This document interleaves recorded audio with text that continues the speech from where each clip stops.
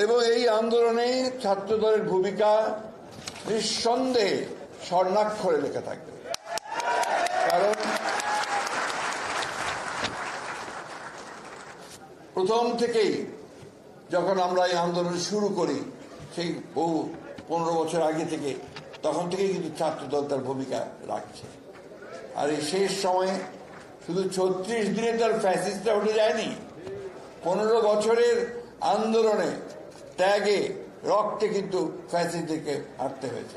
হ্যাঁ, অবশ্যই এই 36 দিন ছিল একটা চূড়ান্ত যে আন্দোলন, সেই আন্দোলনের শেষ পর্যায়ে, সেই পর্যায়ে নিঃসন্দেহে আমাদের ছেলেরা তাদের অবদান রেখেছে।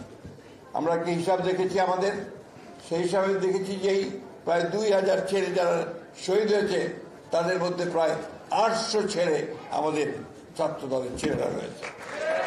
আমি আমার ঠাকুরগা জেলার কথা বলতে পারি, 9 জন যে শহীদ হয়েছে, সেই 9 জনের মধ্যে 7 জনই হচ্ছে আমার ছাত্র দলের ছেলে।